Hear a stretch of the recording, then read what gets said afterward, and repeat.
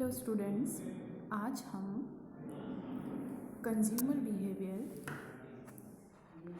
या उपभोक्ता व्यवहार के बारे में पढ़ेंगे।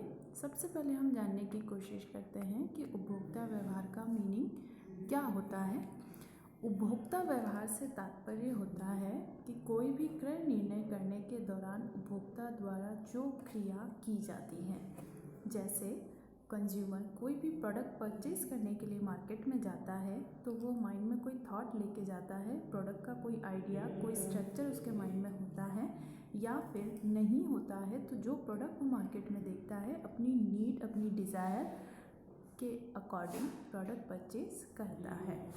तो प्रोडक्ट परचेज करने के ड्यूरेशन में प्रोडक्ट परचेज की थिंकिंग से लेकर प्रोडक्ट परचेज होने तक का पूरा प्रोसीजर कंज्यूमर बिहेवियर कहलाता है। अर्थात स्क्रीन पे देखते हैं, उपभोक्ता व्यवहार उपभोक्ताओं का वह व्यवहार है जो वे किसी उत्पाद या सेवा के क्रय या पूर्ण उपयोग के पूर्व, पश्चात एवं क्रय निर्णय की प्रक्रिया के दौरान करते हैं। इसका अर्थ ये है कि उपभोक्ता कोई भी वस्तु क्रय करने जाता है तो वो जो भी क्रिया करता है, उसके प्राइस से रिलेटेड कंडीशन हो गई, उसकी इनकम हो गई, इन सब के बारे में वो बार्गेनिंग कराता है, चॉइसेस मांगता है, प्रोडक्ट का सिलेक्शन करता है, प्राइस कम करवाता है, फ्री सैंपल्स देखता है, ऑफर्स देखता है, कंपैरिजन करता है दूसरे प्रोडक्ट के साथ। ये सारा प्रोसीजर कंज्यूमर बिहेवियर में इंक्लूड होता है। आगे हम एक डेफिनेशन देखते हैं।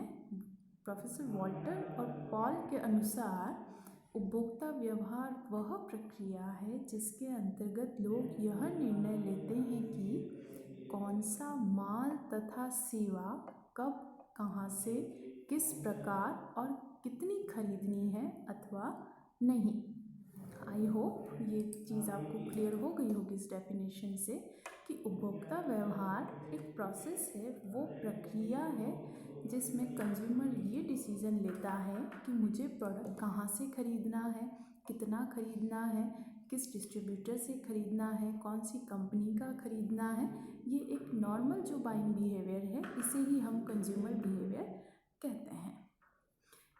Consumer behaviour is the study of how individual consumer group or organization select, buy, use and dispose idea, goods and services to satisfy their need and wants। Consumer अपनी need and wants को satisfy करने के लिए जो भी product purchase करता है वही कंज्यूमर बिहेवियर होता है। नेक्स्ट हम लोग देखते हैं, नेक्स्ट हमारा टॉपिक है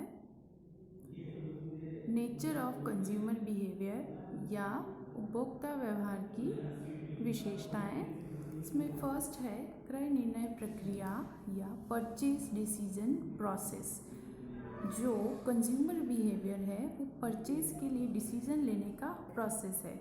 दैट मीन्स कंज्यूमर इस प्रोसेस में ये डिसाइड करता है कि मुझे ये प्रोडक्ट परचेज करना है या नहीं करना, इस प्रोडक्ट की मेरे लिए कितनी यूटिलिटी है, ये इसकी नीड क्या है, इसकी एडवांटेज क्या है, क्या ये प्रोडक्ट मेरे लिए ज़रूरी है या नहीं है।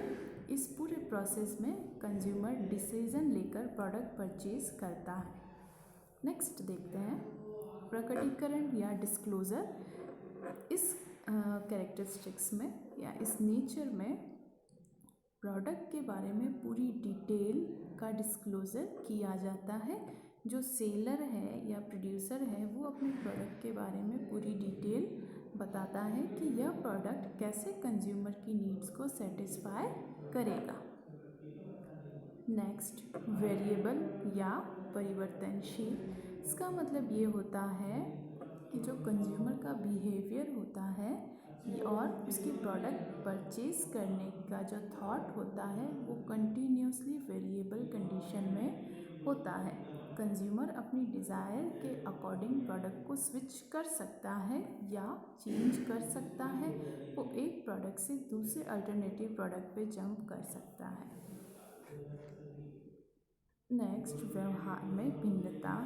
दैट मीन्स कंज्यूमर का बिहेवियर डिफरेंट टाइम पे डिफरेंट होता है और एक ही प्रोडक्ट के लिए अलग अलग कंज्यूमर की थिंकिंग अलग अलग हो सकती है। कोई एक प्रोडक्ट किसी कंज्यूमर के लिए बहुत ज़्यादा यूज़फुल या सेटिस्फैक्ट्री हो सकता है और वही प्रोडक्ट किसी और कंज्यूमर के लिए यूज़लेस या नॉन यूज़फुल भी हो सकता है। इसको हम एक एग्जांपल से समझ सकते हैं। एक पर्सन जो 4 व्हीलर परचेज़ करने आया है, उसको गाड़ी की बहुत ज़्यादा ज़रूरत है, तो उसके लिए वो प्रोडक्ट बहुत ही ज़्यादा यूज़फुल है। और एक स्टूडेंट है जिसको 4 व्हीलर चलाने की परमिशन नहीं है या वो अभी नहीं चला सकता, उसको अगर हम वो चीज़ गिफ्ट करें या उसको वो चीज़ दी जाए तो उसके लिए उसकी वैल्यू ज़ीरो होगी, या ये कहें कि उसके लिए उसका यूज़ बहुत ही मिनिमम होगा। तो उसका बिहेवियर उस प्रोडक्ट को लेके डिफरेंट होगा। जो चीज़ हमारे पास ऑलरेडी है या जिसकी हमें ज़रूरत नहीं है उसके लिए हमारा बिहेवियर डिफरेंट होता है, वहीं वो चीज़ जो हमारी एक्चुअल नीड या डिज़ायर को फुलफ़िल करने वाली है वो हमें परचेज़ करनी है, तो उसके लिए हमारा बिहेवियर डिफरेंट होता है। दैट मीन्स एक ही प्रोडक्ट के लिए अलग अलग कंज्यूमर्स के बिहेवियर में डिफरेंस होता है। नेक्स्ट, डिफ़िकल्ट टू अंडरस्टैंड या समझने में कठिनाई होना। Consumer behaviour is very difficult task to understand. Consumer behaviour को समझना बहुत मुश्किल होता है। एक ही कंज्यूमर का अलग अलग प्रोडक्ट के लिए डिफरेंट बिहेवियर होता है। हर कंज्यूमर का बिहेवियर डिफरेंट होता है। शॉपकीपर या डिस्ट्रीब्यूटर या सेलर ईजीली कंज्यूमर बिहेवियर को नहीं समझ पाते हैं। कंज्यूमर बिहेवियर प्रेडिक्टेबल नहीं होता है। हो सकता है कंज्यूमर किसी प्रोडक्ट को परचेज़ करने के लिए आया हो, बट एक मोमेंट पर उसका माइंडसेट चेंज हो जाए और उसको परचेज़ ना करे। कई बार ऐसा होता है कंज्यूमर कोई एक प्रोडक्ट परचेज़ करने आते हैं लेकिन उनको कोई और प्रोडक्ट पसंद आ जाता है तो वो कुछ और परचेज़ करते हैं या 2 प्रोडक्ट साथ में परचेज़ कर सकते हैं। इसीलिए consumer behaviour is very difficult to understand. Next है study and analysis of consumer behaviour या उपभोक्ता व्यवहार का अध्ययन एवं विश्लेषण।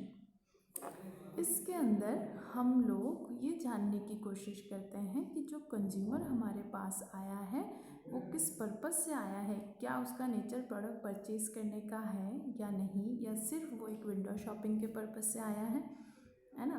कंज्यूमर का बाइंग बिहेवियर का एनालिसिस एक ऐसा प्रोसेस है जो लॉन्ग ड्यूरेशन के बाद या ऐसे प्रोड्यूसर या सेलर जो बहुत टाइम से कंज्यूमर के साथ डील करते हैं वो इस नेचर को धीरे धीरे समझने लगते हैं। वो कंज्यूमर के परचेजिंग टेक्निक या उसके परचेज बिहेवियर से ये डिसाइड कर लेते हैं कि यह कंज्यूमर प्रोडक्ट परचेज करेगा या नहीं। नेक्स्ट है संतुष्टि की व्याख्या या सेटिस्फैक्शन। दैट मीन्स ये प्रोसेस कंप्लीट होने के बाद कस्टमर को एक सेटिस्फैक्शन देता है। यह एक सेटिस्फैक्शन का प्रोसेस है। जो प्रोडक्ट जो सर्विस हमें सेटिस्फैक्शन देती हैं उन्हीं को हम परचेज़ करते हैं। तो कंज्यूमर बिहेवियर ये बताता है कि कंज्यूमर वो ही प्रोडक्ट और सर्विसेज परचेज़ करेगा जो उसे सेटिस्फैक्शन देगी या जो उसकी नीड्स को सेटिस्फाई करेगी। नेक्स्ट टॉपिक पे चलते हैं। वो हमारा टॉपिक है उपभोक्ता व्यवहार को प्रभावित करने वाले घटक या ऐसे फैक्टर्स जो कंज्यूमर बिहेवियर को बहुत ज़्यादा अफेक्ट करते हैं, उसकी वजह से कंज्यूमर का बाइंग बिहेवियर चेंज होता है। उसमें फर्स्ट है हमारा व्यक्तिगत घटक। जैसे कंज्यूमर की एज क्या है, एज के अकॉर्डिंग प्रोडक्ट की चॉइस चेंज होती है। अगर एक छोटा बच्चा है तो वो टॉयज़ ज़्यादा परचेज़ करेगा। एक यंग एज का लड़का है तो वो अपनी बुक्स हो गई, बाइक्स हैं, फ़ोन हैं, इलेक्ट्रॉनिक गैजेट्स हैं, इस पर कंसंट्रेट करेगा। एक बिजनेसमैन है तो उसकी प्रोडक्ट परचेज़ की कैटेगरी अलग होगी। ओल्ड एज के लोग हैं तो उनकी प्रोडक्ट की डिज़ायर और नीड डिफरेंट होगी। वैसे ही जीवन शैली, आपकी लाइफ स्टैंडर्ड कैसा है, लिविंग की कैसी कंडीशन है, उसके हिसाब से आप प्रोडक्ट परचेज़ करेंगे। जो लो क्लास के लोग हैं वो उसी के अकॉर्डिंग परचेज़ करेंगे। मिडिल क्लास के लोग और हाई क्लास के लोग लग्जरियस लाइफ पे स्पेंड करना चाहेंगे। नेक्स्ट, आपका बिज़नेस का टाइप कैसा है, उसके हिसाब से आप प्रोडक्ट परचेज़ करेंगे। अगर आप बहुत सक्सेसफुल बिजनेसमैन हैं, आपकी प्रोडक्ट लेविश होंगे, लेविश लाइफ होगी आपकी, सब कुछ लग्जरियस होगा। वहीं अगर आप एक रिटेलर हैं तो आपके प्रोडक्ट्स जो हैं वो भी डिफरेंट टाइप के होंगे। देन आवश्यकता क्या है, आपको उस प्रोडक्ट की कितनी ज़रूरत है, आपको उस उत्पाद की या उस सर्विस सेवा की कितनी ज़्यादा ज़रूरत है, उसके हिसाब से ही हम लोग उसको परचेज़ करते हैं। नेक्स्ट है आर्थिक घटक या इकोनॉमिक फैक्टर्स जो हैं, उसमें सबसे पहले होता है हमारी इनकम। इनकम एक बहुत बड़ा फैक्टर है जो कंज्यूमर के बाइंग बिहेवियर को अफेक्ट करता है। नेक्स्ट, साख सुविधा, क्रेडिट फैसिलिटी कितनी है। जब बिज़नेस में प्रोडक्ट परचेज़ किए जाते हैं वो क्रेडिट फैसिलिटी के हिसाब से ही दिए जाते हैं। प्रोडक्ट जो हैं वो बिज़नेस में क्रेडिट पर सेल और परचेज़ किए जाते हैं। नेक्स्ट, मूल्य स्तर, प्राइस जो है वो भी बहुत बड़ा फैक्टर है प्रोडक्ट को परचेज़ करने या नहीं करने के डिसीजन में। जो प्राइस के बारे में ज़्यादा सोचते हैं वो कंज्यूमर ज़्यादा महंगे प्रोडक्ट परचेज़ करना पसंद नहीं करते, और कुछ कंज्यूमर ऐसे होते हैं जो हाई प्राइस के प्रोडक्ट ही परचेज़ करते हैं। कुछ कंज्यूमर जिनको लो प्राइस के प्रोडक्ट चाहिए होते हैं, तो प्राइस के अकॉर्डिंग भी बाइंग बिहेवियर अफेक्ट होता है। नेक्स्ट है सामाजिक घटक। दैट मीन्स हमारा फैमिली बैकग्राउंड कैसा है, हमारे ग्रुप्स कैसे हैं, हमारा फ्रेंड सर्कल कैसा है, हमारा समाज कैसा है, हमारे परिवार के लोग, समाज के लोग कैसे हैं, वो हमें क्या इजाज़त देते हैं, क्या नहीं देते हैं, उसके हिसाब से हमें प्रोडक्ट परचेज़ करने होते हैं। नेक्स्ट, मनोवैज्ञानिक घटक, जैसे अनुभव हो गए, छवि हो गई। मनोवैज्ञानिक घटक जैसे साइकोलॉजिकल फैक्टर्स होते हैं जो हमें सेटिस्फाई करते हैं। कुछ लोग किसी ब्रांड के लिए बहुत ही एक्साइटेड होते हैं, जैसे आईफोन के लिए स्टूडेंट्स में बहुत ज़्यादा क्रेज़ आजकल देखने को मिलता है और यंगस्टर भी काफ़ी इसको फॉलो करते हैं। तो आईफोन एक ब्रांड है, उसके लिए सब लोग एक उसको स्टाइल स्टेटमेंट मानते हैं। तो वो चीज़ है एप्पल ब्रांड की प्रोडक्ट परचेज़ करना, वो चीज़ उनको ज़्यादा सेटिस्फैक्ट्री लगती है। उन्हें लगता है कि ये चीज़ मेरे पास होगी तो ये मुझे बहुत ही ज़्यादा सेटिस्फैक्शन देगी। सेटिस्फैक्शन के लोग परचेज़ करते हैं। कोई हमारा पास्ट एक्सपीरियंस ऐसा होता है जो हमें ये बताता है कि नहीं, इस ब्रांड के प्रोडक्ट्स हमारे लिए बहुत अच्छे हैं, हमें इसे ही परचेज़ करना चाहिए, ये ट्रस्टवर्दी ब्रांड है, तो लोग उससे परचेज़ करना ज़्यादा पसंद करते हैं। नेक्स्ट, सांस्कृतिक घटक। दैट मीन्स हमारा कल्चर कैसा है, हमारा कल्चर हमें किन प्रोडक्ट को यूज़ करने की परमिशन देता है और किन की नहीं देता, वो भी डिसाइड करते हैं। जैसे ब्राह्मण और फैमिलीज़ हैं, जैन फैमिलीज़ हैं, इनका फूड कल्चर डिफरेंट होता है। वहीं अगर हम फॉरेन कंट्रीज़ में जाएं तो उनका फूड कल्चर अलग होता है। इंडिया में हर जगह फूड कल्चर अलग होता है। गुजरात में फूड की टेक्निक्स अलग होती हैं, उनका लिविंग की टेक्निक अलग होती हैं, उनके रिचुअल्स अलग होते हैं, है ना, रहन सहन अलग होता है। जिस एरिया में जिस प्रोडक्ट की ज़्यादा अवेलेबिलिटी होती है वहाँ लोग उस प्रोडक्ट को यूज़ करेंगे, उस फूड आइटम को यूज़ करेंगे। इस तरह से ये चीज़ें भी हमारे प्रोडक्ट परचेज़ को अफेक्ट करेंगे। नेक्स्ट हम देखते हैं कंज्यूमर बिहेवियर के जो फैक्टर्स अफेक्ट करते हैं, वही वो फैक्टर्स किस तरह से कंज्यूमर को अफेक्ट करते हैं। This is slide for a English medium student. First है कल्चरल फैक्टर, कल्चर, सब कल्चर, सोशल क्लास, जैसे मैंने एक्सप्लेन किया था। सोशल क्लास, हमारी सोसाइटी कैसी है, हमारा कल्चर कैसा है, हमारा सब कल्चर कैसा है, हमारे कौन से रिचुअल्स होते हैं, हम कौन से फेस्टिवल्स मनाते हैं, उसके हिसाब से हमारी प्रोडक्ट परचेजिंग होती है। नेक्स्ट है हमारा सोशल कल्चर, सोशल फैक्टर्स। उसमें हमारी फैमिली किन प्रोडक्ट्स की हमको परमिशन देती है, किन चीज़ों की हमें परमिशन देती है, कौन सी चीज़ें हमारी फैमिली में अलाउ नहीं है, तो कौन सी फैमिली में रिस्ट्रिक्शन है किन प्रोडक्ट्स के लिए, तो हम उसी हिसाब से प्रोडक्ट परचेज़ करते हैं। नेक्स्ट है हमारा पर्सनल फैक्टर्स लाइक एज। हमारी एज क्या है, हम एज के अकॉर्डिंग प्रोडक्ट परचेज करते हैं। एक स्टूडेंट है तो उसकी प्रोडक्ट बुक्स होंगे, स्टेशनरी होगी, टॉयज़ होंगे। एक छोटा बच्चा है तो वो ज़्यादा से ज़्यादा अपने टॉयज़ पे कंसंट्रेट करेगा। वहीं एक बिजनेसमैन है या जॉब क्लास लोग हैं तो उनकी परचेज़ के नेचर डिफरेंट होंगे। वो कार्स हो गई, बाइक्स हैं, मोबाइल फ़ोन हैं एंड एक्सेट्रा, इस टाइप के प्रोडक्ट्स में ज़्यादा ध्यान देंगे। आप एक छोटे बच्चे को मोबाइल फ़ोन या फिर कार परचेज़ करने के लिए बोलोगे तो उसका इंटरेस्ट उसमें इतना ज़्यादा नहीं होगा जितना उसका अपने क्लास के हिसाब से या अपनी एज के अकॉर्डिंग जो प्रोडक्ट है उसमें उसका इंटरेस्ट बहुत ही ज़्यादा होगा। नेक्स्ट है इनकम। जैसे मैंने एक्सप्लेन किया था, इनकम भी बहुत बड़ा फैक्टर है।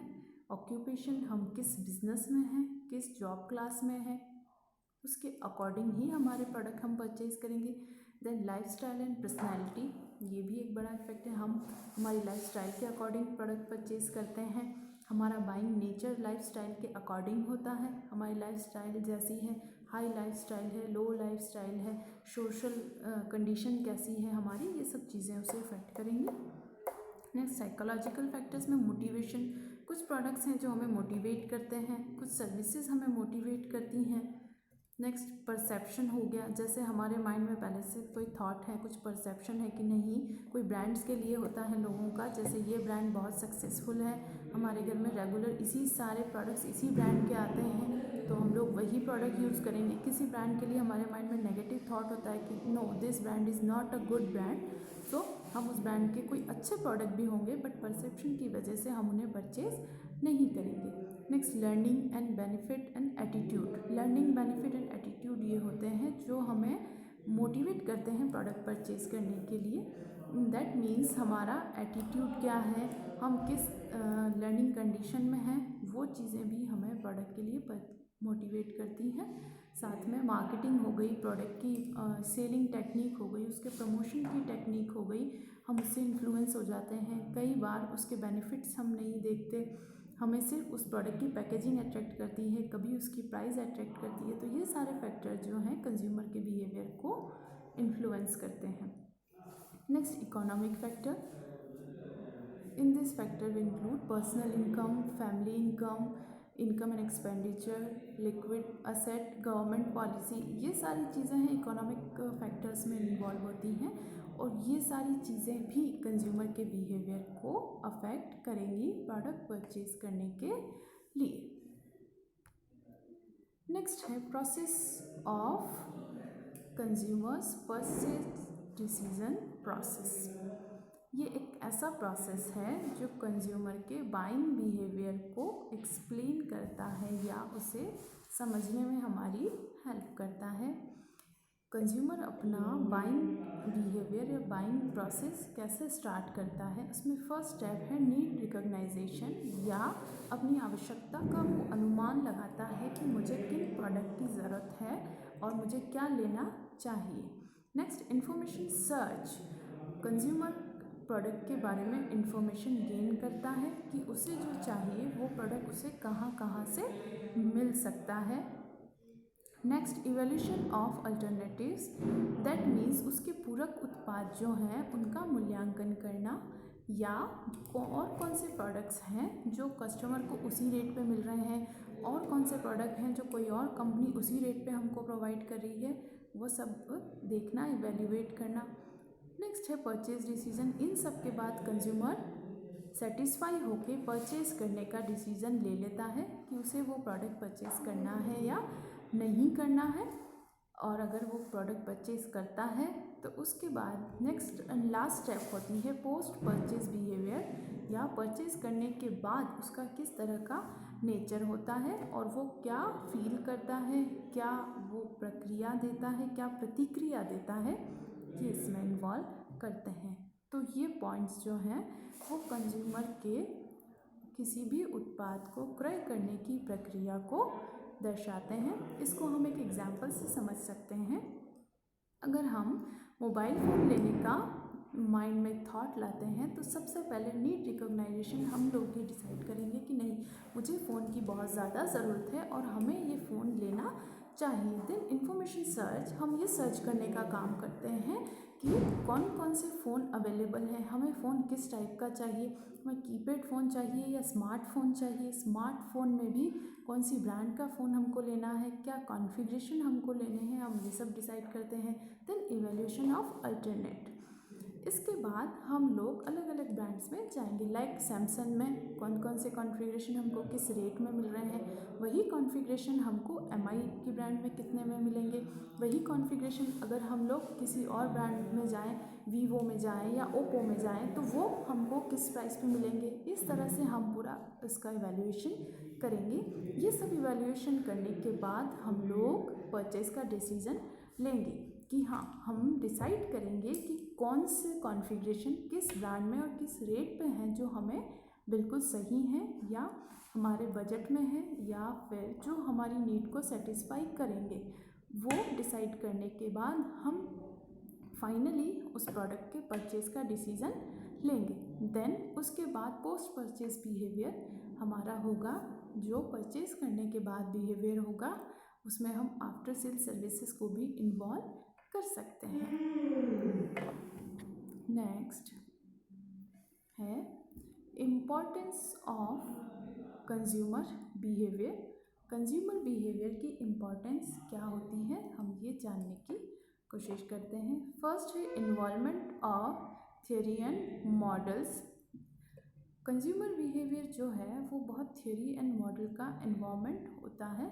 कई ऑथर्स हैं जिन्होंने कंज्यूमर बिहेवियर पे अलग अलग थियोरीज एंड मॉडल दिए हैं। Next buying decision process.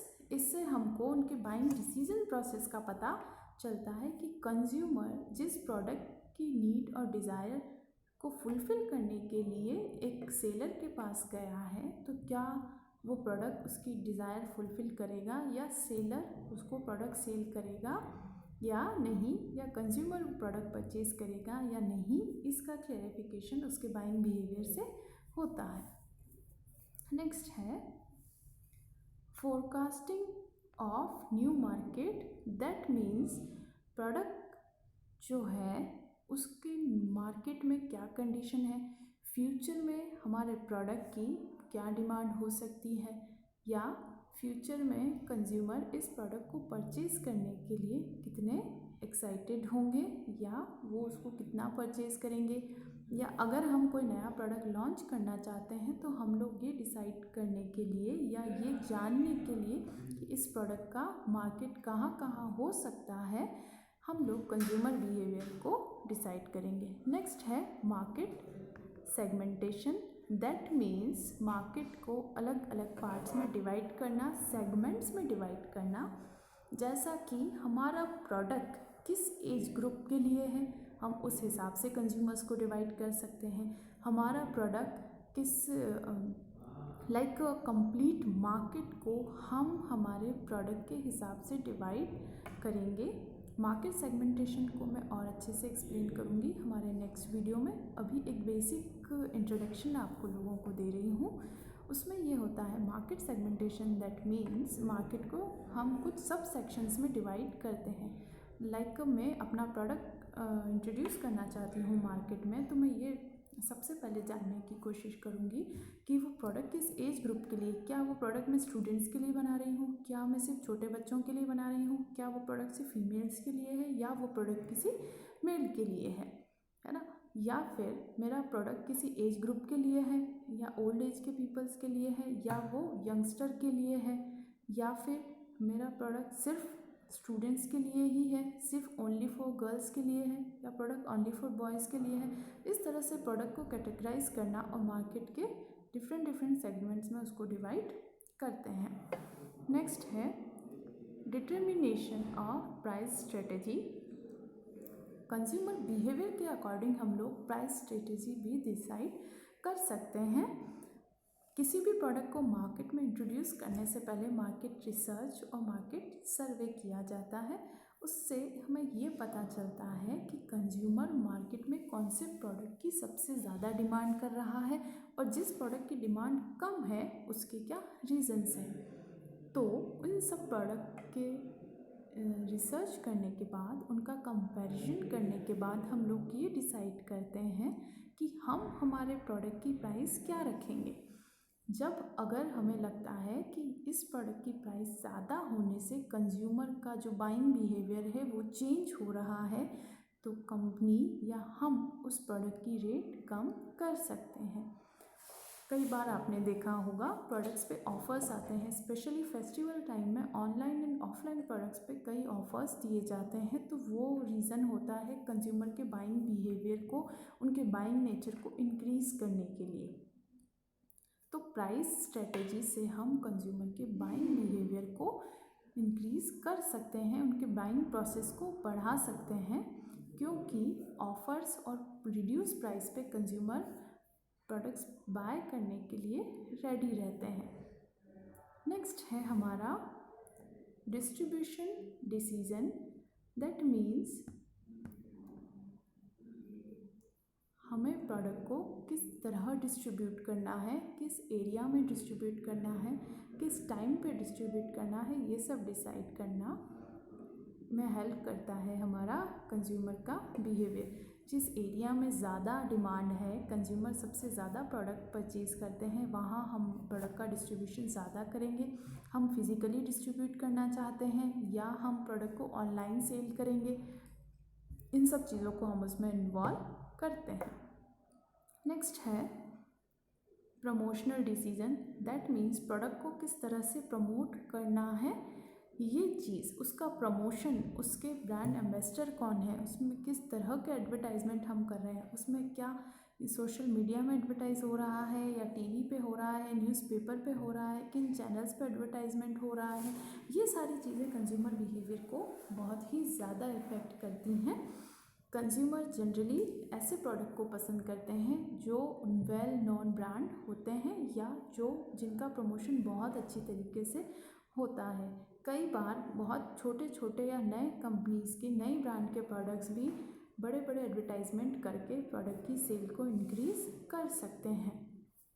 Next है पब्लिक पॉलिसी डिसीज़न। इसके अंदर हम लोग ये जानने की कोशिश करते हैं कि किस तरह से पब्लिकली प्रोडक्ट को सेल करने के लिए पॉलिसी बनाई जाएगी। तो कंज्यूमर बिहेवियर, जो प्रोड्यूसर या जो मैन्युफैक्चरर कंज्यूमर बिहेवियर को समझता है, वो उसी के अकॉर्डिंग अपने प्रोडक्ट की पॉलिसी बनाकर उसे सेल करता है। And last one is to control environment.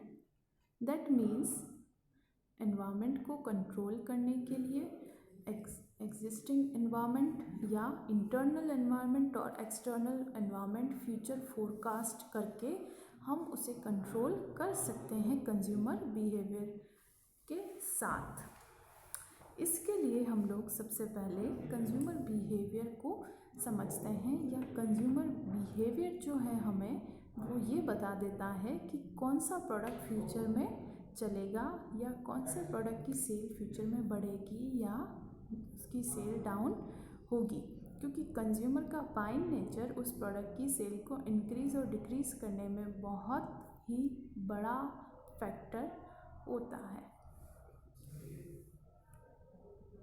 Thank you, that's all.